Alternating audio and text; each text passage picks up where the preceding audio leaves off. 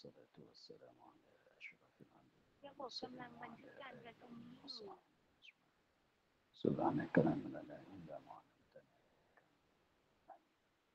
وتب علينا إنك أنت التواب الرحيم رب زدنا علما وفقنا مستقيما وهداية نصوصا لا حول ولا قوة إلا بالله لا حول ولا قوة إلا بالله لا حول ولا قوة إلا بالله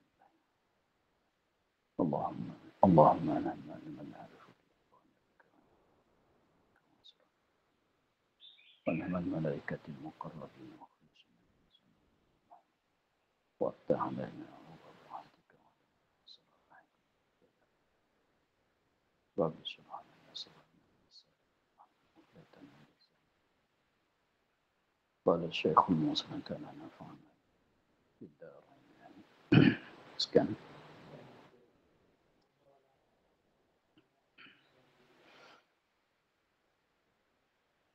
Dan keempat, mukhalafatuhu ta'ala lil hawadis. Artinya bersalahan Allah Ta'ala bagi segala yang baru. Lawannya bersamaan.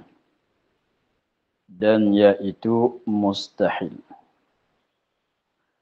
Sifat yang keempat daripada 20 sifat yang wajib bagi Allah Ta'ala, yang mana wajib di atas kita orang mukallaf mengetahui 20 sifat itu dengan secara tafsil, ialah sifat mukhalafatuhu ta'ala lil hawadis.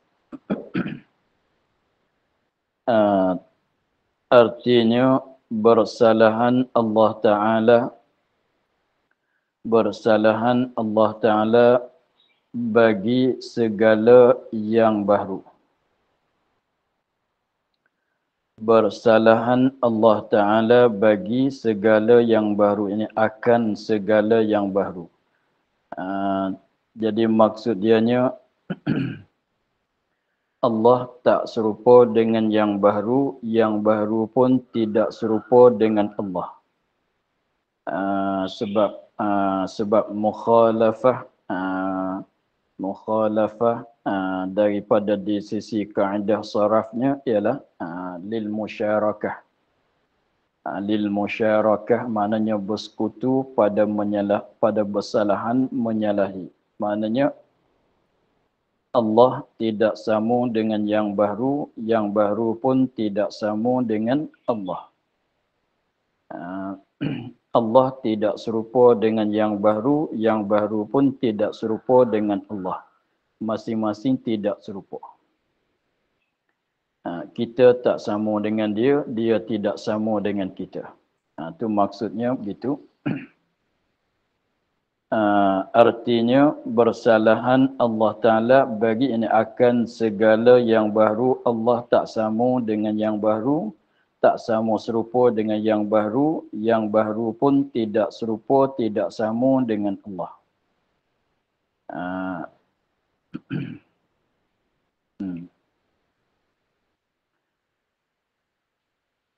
Jadi hawadis yang baru, maknanya perkara-perkara yang Allah Ta'ala menjadi. Perkara-perkara yang membaru oleh Allah Ta'ala, perkara-perkara yang menjadi oleh Allah Subhanahu Wa Ta'ala. Jadi pendek katanya, Allah tak sama dengan makhluk dia tak sama dengan Allah. Allah tidak serupa dengan makhluk dia tidak serupa, makhluk tak serupa dengan dia.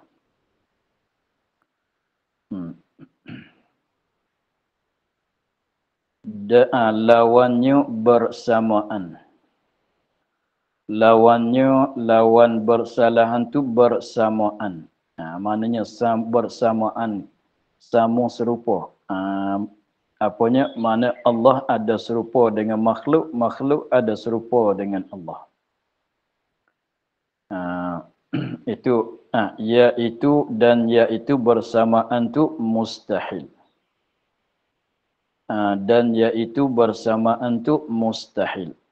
Perkara yang tak diterima oleh akal.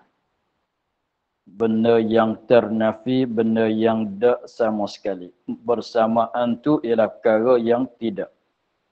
Bersamaan tu ialah perkara yang tidak. Itu mana kata iaitu bersamaan tu mustahil perkara yang tidak sama sekali. Tak terima nak sungguh sama sekali.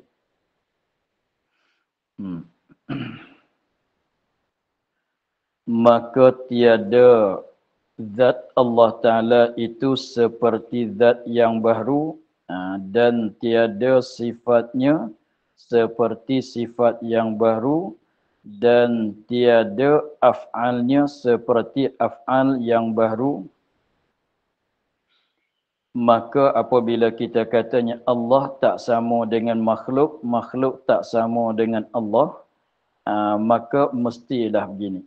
Katanya maka tiada zat Allah Ta'ala itu seperti zat yang baru. Maksudnya zat Allah tak sama, tak serupa dengan zat yang baru pun tak serupa dengan zat Allah. Itu panggil menyalahi pada zat. Mukhalafah pada zat. Jadi maknanya zat Allah tak sama dengan zat yang baru pun tidak sama dengan zat Allah. Dan tiada sifatnya, bukan nak cerita kata zat sifat tu tak ada, bukan. Nak menafi seperti. Tiada tu dikembali pada seperti. Bukan nak cerita kata tak ada sifat, bukan begitu. Dan tiada sifatnya sifat Allah seperti ini, serupa, bersamaan, sifat yang baru. Jadi sifat dia tak sama dengan sifat yang baru. Sifat bagi yang baru ni pun tak sama dengan sifat Allah.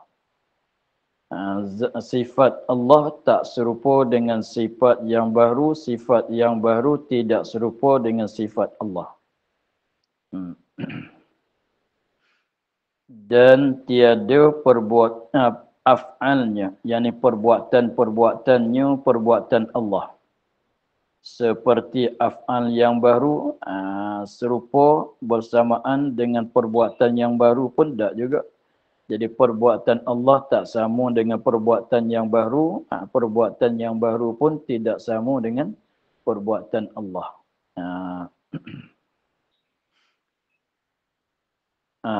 Jadi ini apa dia?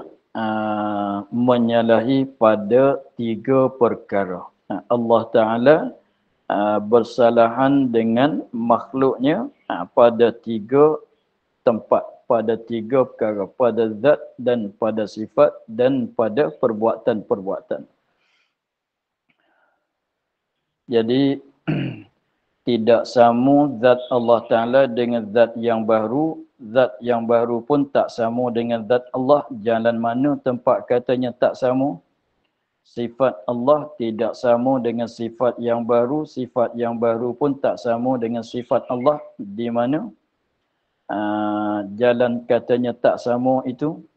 Wajah kata tak sama itu. Dan tiada af'alnya seperti af'al yang baru. Perbuatan Allah tak sama juga dengan perbuatan yang baru. Tak sama macam mana wajah dia. Maka dia katanya, dan tiada ia berjirim yang mengambil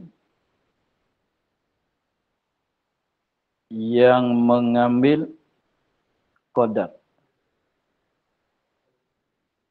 yang mengambil tempat qadar zatnya. Nak gitu. Yang mengambil tempat qadar zatnya. Nak tambah. Yang mengambil tempat kosong. Yang mengambil tempat qadar zatnya. Tempat tu daripada lapang, daripada tu kena atas tempat. Tempat tu apa dia? Daripada lapangan kosong.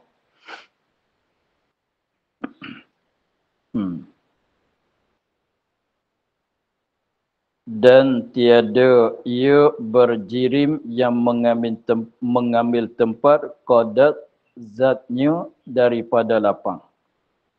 Satu. Dan tiada tiada. Dan tiada ia arat. Dan tiada ia tambah tiada. Dan tiada ia arat.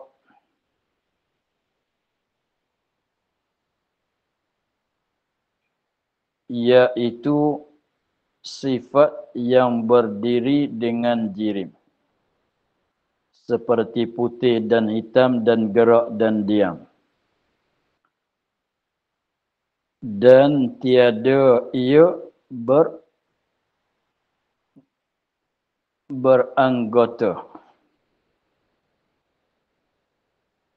Maka tiada baginya tangan dan tiada baginya telinga dan tiada baginya mata dan lainnya.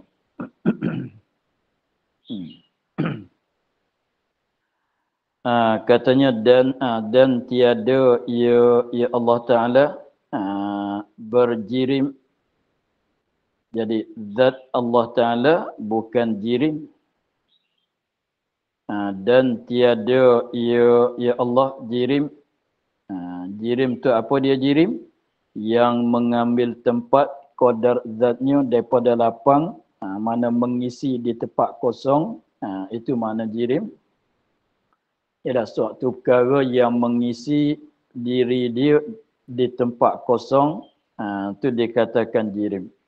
Jadi maknanya apabila kita katanya Allah Ta'ala tidak serupa dengan makhluk, makhluk pun tidak serupa dengan Allah, zat Allah tidak serupa dengan zat yang baru tidak serupa dengan zat Allah, maka apabila kita tilik kepada diri benda jirim ni, diri benda makhluk, zat benda makhluk ini, terdapat bahawasanya zat makhluk ini mengambil lapang. Zat makhluk ini mengambil lapang. Mengambil lapang maknanya mengisi letak badan dia tu pada tempat kosong. Maka setiap-tiap perkara yang mengambil lapang itu dipanggil kata jirim. Setiap-tiap perkara yang mengambil lapang itu dipanggil kata jirim.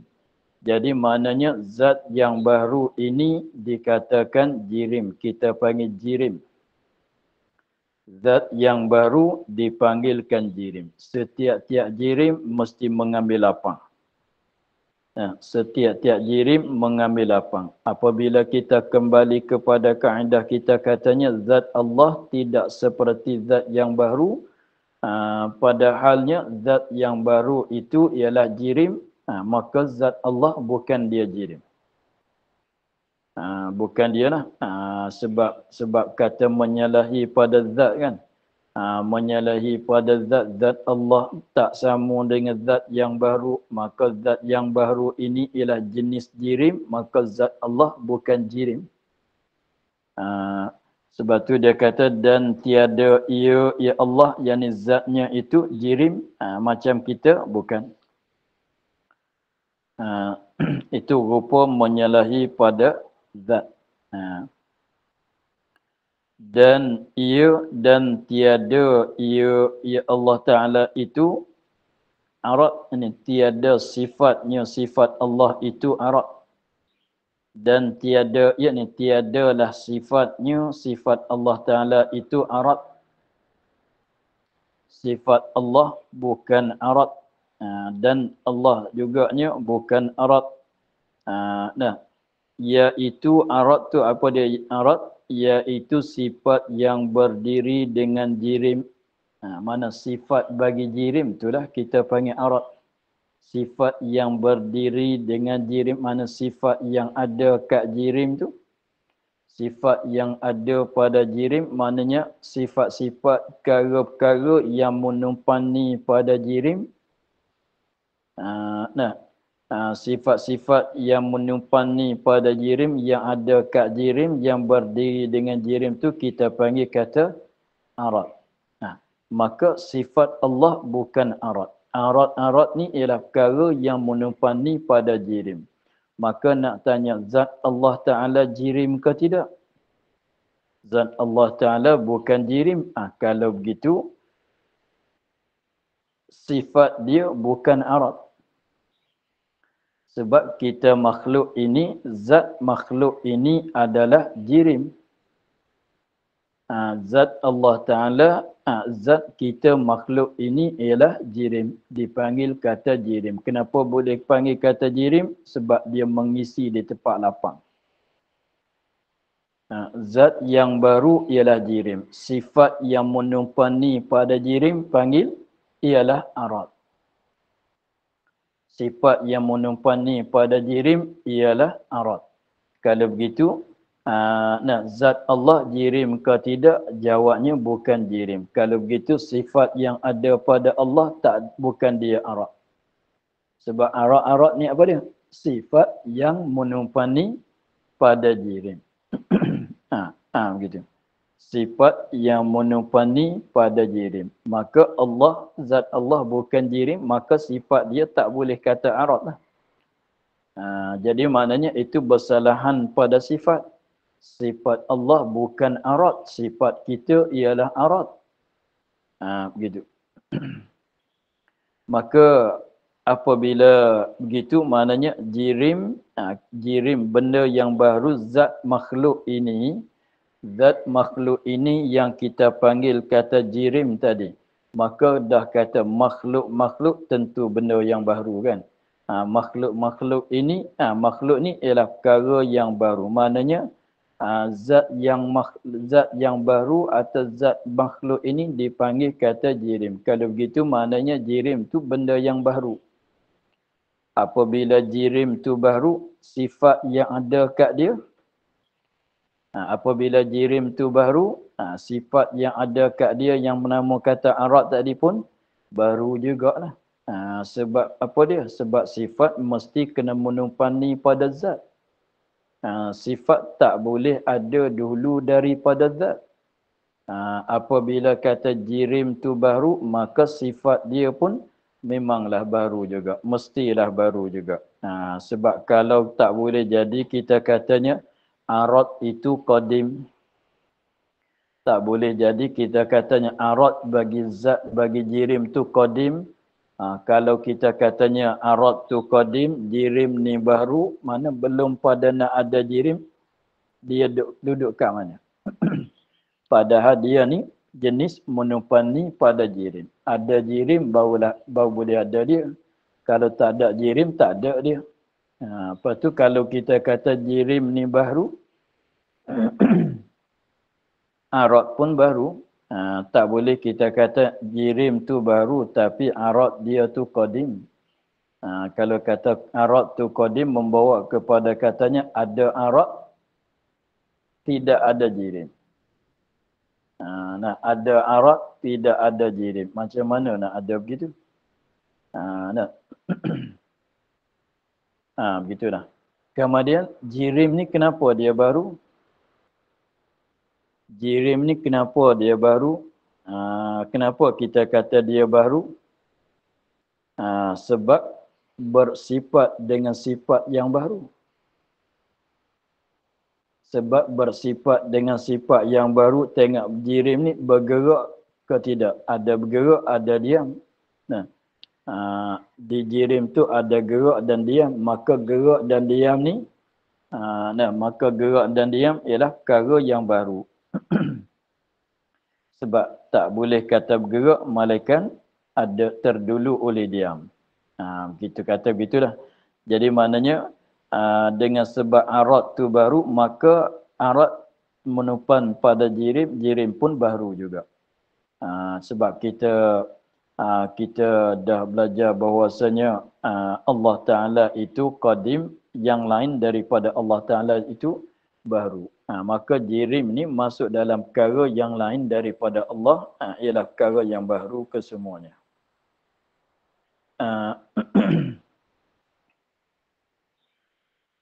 Jadi maksud daripada sifat mukhalafahnya Nak cerita kata Allah bukan jirim, bukan arad. Bukan jirim, bukan arad. Sebab benda yang baru tak lepas daripada dua perkara ini. Perkara yang baru tak lepas daripada dua perkara ini. Satunya jirim, yang keduanya arad. Apabila Allah Ta'ala menyalahi dengan yang baru, maknanya bukan arad, bukan jirim. Bukan arad, bukan jirim. Sebab perkara yang baru itu ialah arad dan jirim. Allah bukan dia tak sama dengan yang baru, mana Allah bukan jirim, Allah bukan arad. Begitulah. Kemudian dia datangkan misal bagi arad tu dengan kata seperti putih dan hitam dan gerak dan diam. Apa tu banyak lagi lah. Duduk berjalan tu maksudnya rupa gerak diam lah.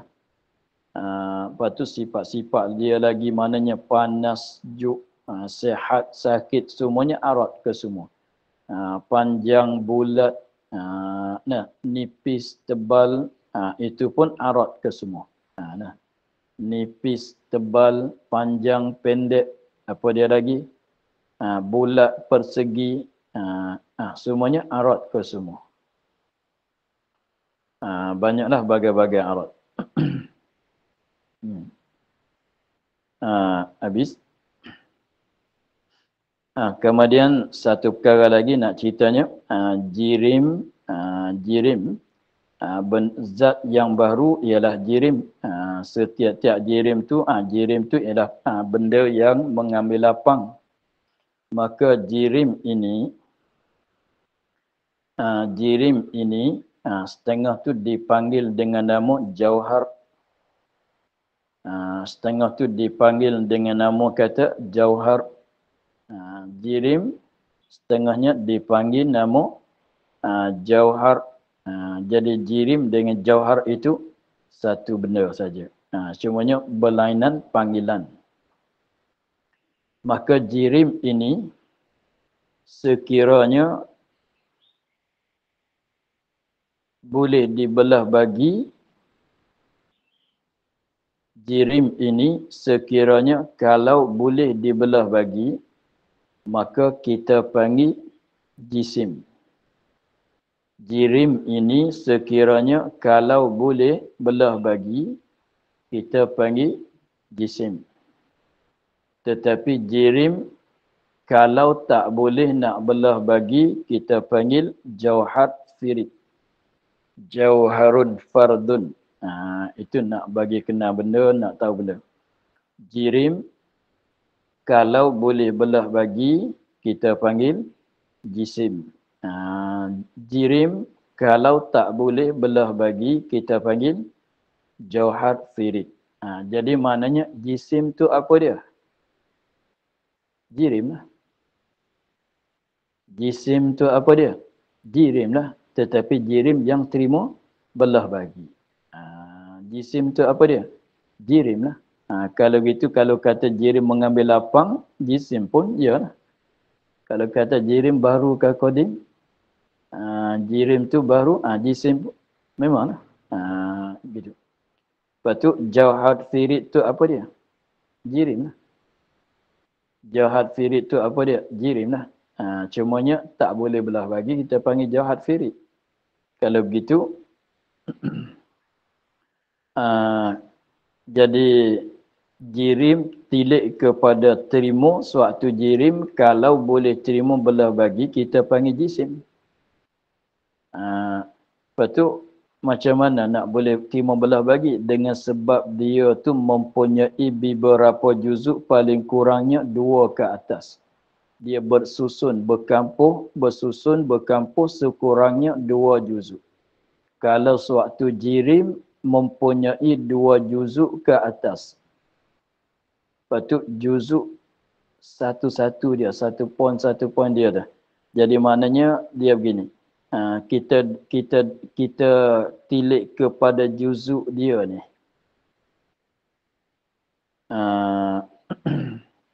Kita tilik kepada juzuk dia ni. Juzuk dia ni kalau banyak, besar. Kalau sedikit, kecil panggil. Juzuk dia. Maka kalau kita katanya suatu jirim mempunyai 100 juzuk. Ada suatu jirim lagi mempunyai 10,000 juzuk. Yang mana kecil, yang mana besar? Maka suatu jirim yang juzuk dianya 100 juzuk kecil daripada jirim yang mempunyai 100,000 juzuk. Sebab tu kita katanya gajah tu besar daripada kambing. Masalah, gajah tu besar daripada semut. Kenapa gajah tu besar? Kenapa katanya semut tu kecil? Kita boleh jawab. Kenapa gajah tu besar? Memanglah jawab kata sebab Allah jadikan dia tu besar. Memanglah. Kenapa kita hukum kata dia tu besar? Sebab dia ada banyak juzuk. Bukan maksud juzuk di sini ialah kaki tangan. Bukan dia begitu. Kenapa semut tu kecil? Sebab juzuk dia tu sedikit. Susunan juzuk dia.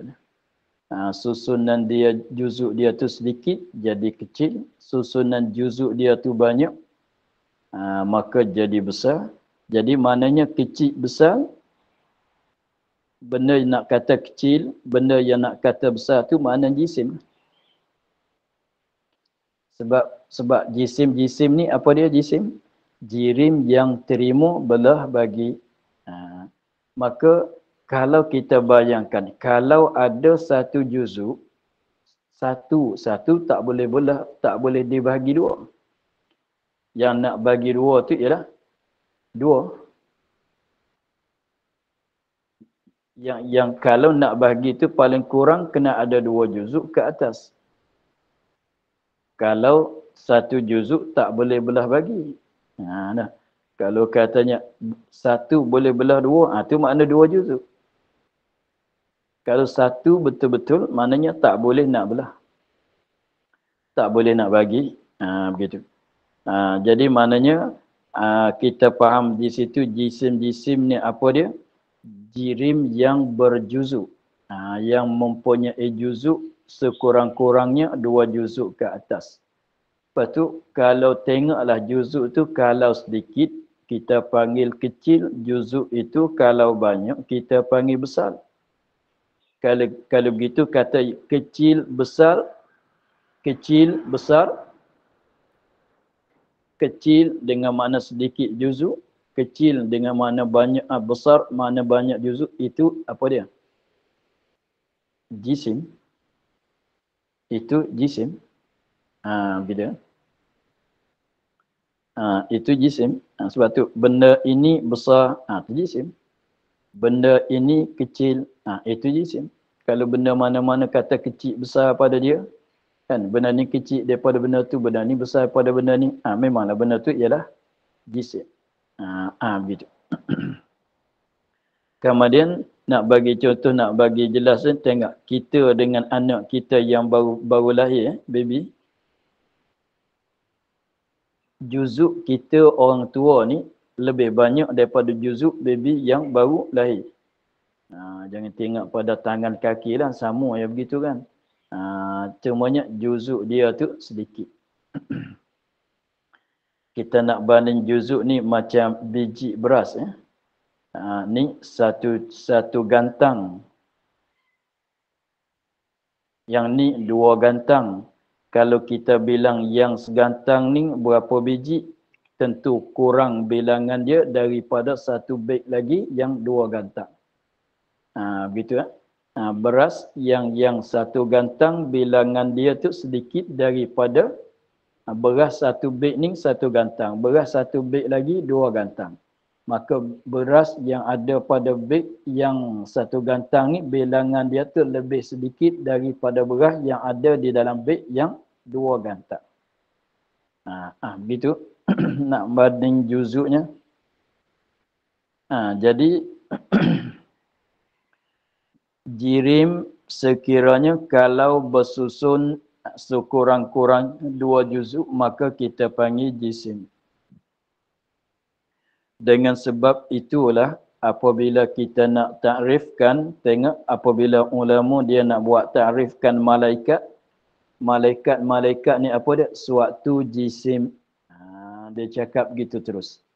Malaikat ni suatu jisim yang latif, jismun latifun, suatu jisim yang latif. Kenapa dia kata suatu jisim yang latif? Itu menunjuk katanya dia tu jirim.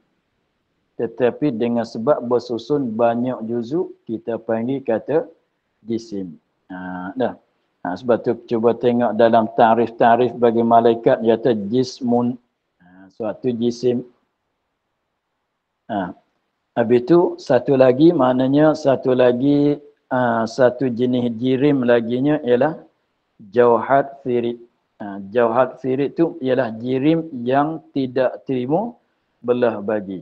Dengan sebab dia tidak ada 2 juzuk ke atas. Bahkan dia ada 1 juzuk saja, sehingga kata 1 tu tak boleh belah bagi.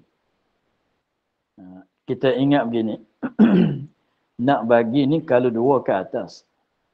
Kita tak kira kata pecah-pecahan lah. 2 boleh bagi 2, 3 boleh bagi kepada berapa? Boleh bagi kepada 3. 4 tak. 3 boleh bagi kepada 3 pun boleh, 2 pun boleh. Maknanya 1, 2. Satu bahagian 1, satu bahagian lagi 2. Kalau 4 boleh bagi 2 cara. 3 cara. 3 cara. Satunya 2, 2. Kan? Sebelah ni 2, sebelah ni 2. Artinya boleh bagi dengan kepada 4. 1, 1, 1. Dan boleh bagi kepada 1, sebelah ni 1, sebelah ni 3. Begitu kan? Jadi maknanya, kemudian apabila kita kata 1 nak bagi kepada mana? 1 tu nak bagi kepada mana? Tak ada jalan nak bagi. Dia kata jangan kias dengan kata telur. Tengok telur sebiji tu boleh belah 2. Boleh belah 2 tu dengan sebab telur tu dah beribu juzuk dah tu. Dah beribu juzuk. Dah beribu juzuk dah tu. Kita kiranya begitu. Jadi maknanya nak bagi sekurangnya 2 ke atas. Nak bagi sekurangnya 2. Kalau 1 tak boleh belah bagi. Maknanya jahat firid ni ialah jirim yang ada 1 juzuk, bukan bersusun 2 juzuk ke atas, bukan. Lepas tu 1 juzuk tu sangat kecil. Begitulah. Jadi maknanya jirim tu ada kalanya panggil kata jisim. Sebab tu sebut kata manusia, nak bagi dengan secara khususnya kita panggil jisim lah. Pokok panggil jisim lah. Air panggil jisim lah. Kayu panggil jisim lah. Sebab sekurangnya dia satu-satu benda tu satu banyak juzuk. Kita ambil daun selai masalah. Kita ambil daun selai masalah, itu dah berapa juzuk dah. Tetapi dia begini. Juzuk-juzuk ni dia cara susun dia. Cara susun dia, cara sambungan dia, kalau susun cara begini jadi panjang. Jadi tengok, kita ambil telur masalah, kita ambil beras masalah, kita susun begini. Satu letak di depan satu lagi. Satu lagi di depan satu lagi. Jadi panjang. Maka satu juzuk ni ikut susunan dia. Maka susunan begini maka jadi panjang. Susunan begini maka jadi tebal. Tengok kertas. Tengok sekeping sehelai kertas itu bersusun ke tidak? Bersusun, tetapi cara susunnya dia tak buat jadi tebal. Susun depan di depan, depan di depan. Gitu. Dia tengok cara susunan dia pula. Jadi maknanya jisim ialah jirim yang bersusun kan. Bersusun di antara daripada 2 juzuk ke atas. Maka 2 juzuk artinya berjuta juzuk sekalipun, tapi jadi ikut cara susunan dia. Susun begini maka jadi panjang, susun begini jadi mana kalau kita susun nak jadi panjang macam mana?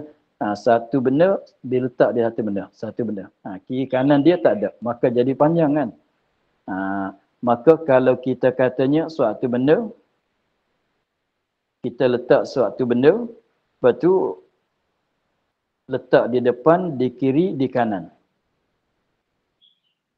Tengok, kertas tu macam tu. Jadi, sambung di depan, sambung di belakang, sambung di kiri, di kanan. Maka dia jadi lebar, jadi nipis. Tetapi kalau kita sambung, kita letak dulu satu benda. Contohnya kita ambil beras sebiji. Kita sambung, kita pelaga, letak di kepala, di depan, di kiri, di kanan tak ada. Cuba kita aturkan. Ambil biji beras, biji itu kita aturkan. Cuma kita letak jadi begini. Ni sebiji beras, kita letak begini. Ni sebiji beras, letak di depan. Ni letak di depan. Maka lama-lama jadi panjang. Kan? Lepas tu kalau satu biji beras, kita letak di depan, satu. Letak di depan dia, letak di tepi dia, letak di tepi kiri dia, di sebelah kanan dia, letak di belakang, gitulah. Atas kita tak sambung, bawah tak sambung. Maka dia jadi nipis. Jadi panjang, jadi lebar, ada panjang tetapi tak ada tebal. Sebab kita tak susun di atas, di bawah. Tetapi kalau kita susun setiap pihak, suatu jirim, satu juzuk tu, cuba kita ambil beras satu, kita gamkan, gam di depan dia, gam di belakang dia, ambil beras satu biji, kita gam di depan dia, kita gam di belakang dia, kita gam di belah kanan dia, belah kiri dia, atas dia, bawah dia. Banyak-banyak kali buat. Jadi, ada panjang, ada tebal, ada lebar, ada tebal, ada panjang, ada lebar. Kan? Jadi, maknanya, itu ikut cara susun. Maka, tengok, maka nak jadi berbentuk macam mana bentuk itu ikut cara kita susun. Susun begini jadi rupa gajah. Susun begini, ini sambung begini, jadi rupa semut. Tengoklah macam kanak budak-budak main benda tu. Dan dia ada mainan dia tu sambung-sambung tu. Yang 4 persegi, lepas tu ada bulat-bulat dia sambung begini jadi rumah, sambung begini jadi gajah, sambung begini jadi kereta. Maka cara susun juzuk-juzuk. Sebab tu kita katanya, lagi pulaknya sifat jirim tu lain lah. Kita daging, kayu lah, batu lah sifat dia kan, juzuk dia. Tetapi nak cerita kata nampak berbentuk jadi tebal, nipis, apa dia lagi, panjang, pendek, lebar ke tidak lebar, maka itu ikut cara susunan. Kita faham gitu kan? Tengok, kita nak jadi panjang ikut cara kita susun lah. Jadi pendek katanya, jisim itulah. Jisim itulah, jirim yang bersusun kita panggil jisim. Lepas tu jisim tu nak jadi tebal, nipis, nak jadi panjang ke pendek, nak jadi lebar ke tidak, maka itu ikut cara susun. Kalau nak bayangkan macam katanya sebiji beras tadi, kita letak dulu satu biji beras. Lepas tu kita nak sambung kat mana? Kalau kita sambung, jadi maknanya satu benda ni ada kiri, ada kanan, ada atas, ada bawah, ada belakang, ada depan. Ada kiri, kanan, ada kanan, kiri, atas, bawah, belakang, depan. Begitu kan? Satu benda tu ada berapa? Ada 6 kan? Ada 6 pihak. Ada 6, atas, bawah, kiri, kanan, belakang, depan. Lepas tu kalau kita ambil satu benda satu. Satu benda satu, contohnya, lepas tu Kalau nak nampak panjang, susun di depan di belakang. Tengok kita ni nak nampak panjang, ni seorang. Ni duduk atas dia. Ini duduk atas dia. Dia nampak panjang macam macam pokok kelapa. Begitulah. Lepas tu kalau sambung di tepi, tu nak jadi tebal, nak jadi nipis, nak jadi panjang ke pendek, itu cara susun dia. Bentuk begitu, bentuk begini, bertangan ke tidak bertangan. Begitu. Sini tinggi, sini rendah. Kita tengok benda macam-macam kan. Situ lembah, situ rendah di sini. Itu cara susun ke semuanya. Maka kita tengok, jadi maknanya nak cerita panjang tu apabila kita tengok suatu benda tu berbentuk. Ini bentukkan dia begini, ini bentukkan dia begini. Ini hasil daripada cara susun. Kan? Tengok benda, ini bentuk begini, ini bentuk begini. Itu jadi berduri pun cara susun juga. Tak berduri pun jenis buah kan. Durian berduri, rambutan ada bulu. Itu cara susun lah. Maka apabila bersusun daripada banyak juzuk, memang benda tu jisim. Kalau begitu kita tengok benda yang kita nampak sekarang, cuba kita tengok sekeliling kita, daripada segala benda yang kita nampak sekarangnya, maka tak lepas pada keadaan dia tu jisim. Kenapa? Sebab besar-besar banyak juzuk susun, tapi berlain-lain bentuk tu cara susun. Lagi pulanya sifat dia pula. Lembut, keras. Itu arat ke semua lah. Lembut, keras, jenis basah ke jenis kering, warna. Warna tengok. Daging kita tak macam dengan daging kayu. Isi kayu. Kayu lain kan.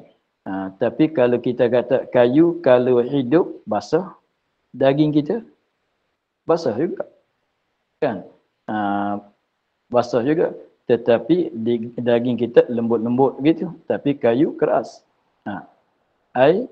Sifat dia pula. Itu arak dia lah. Berlainan. Kayu dengan kita, apa dia? Sama-sama bersusun, sama-sama jirim. Cuma macam mana dia kayu, kita manusia yang kita daging. Sebab arat dia tu tak sama.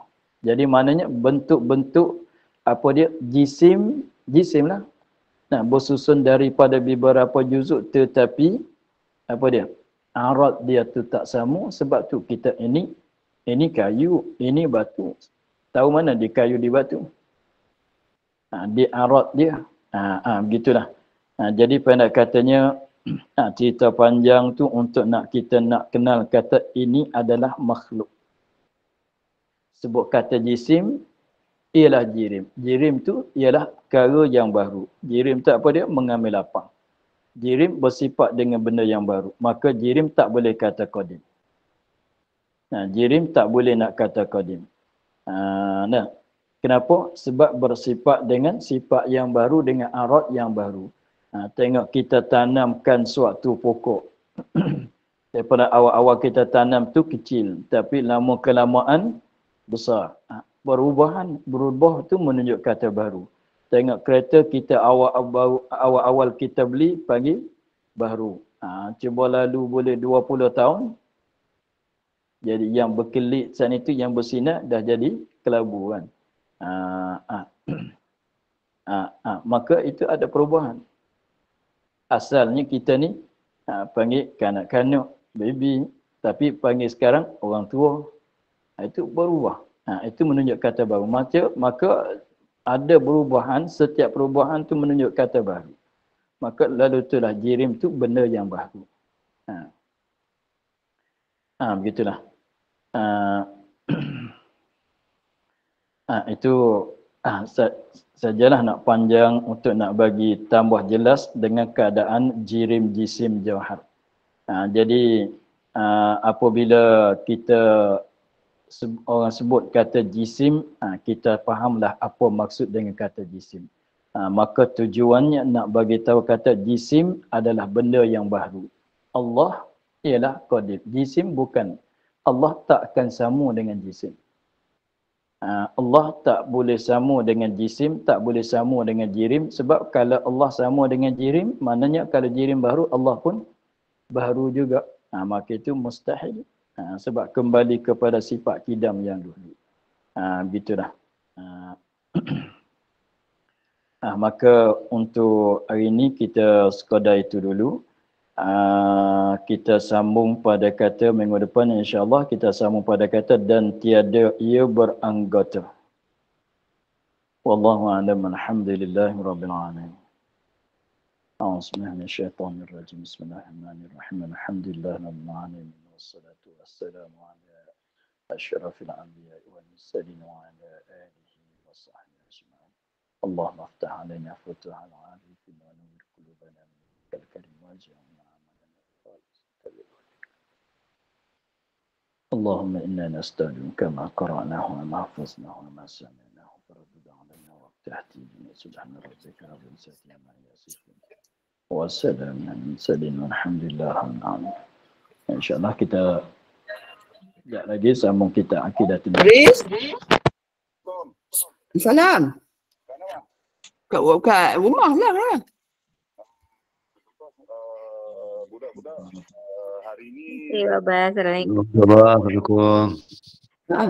tanya mama lah esok boleh mengaji. Terima kasih Bapa. Selepas pukul ada kelas umrah. Oh. Mama nak ngaji hari ni, mana ngaji esok petang. Hari ni last day Ustazah Jamilah ngajar untuk tahun ni lah. Hari ni tak boleh lah sebab 2.30 ada kelas. Besok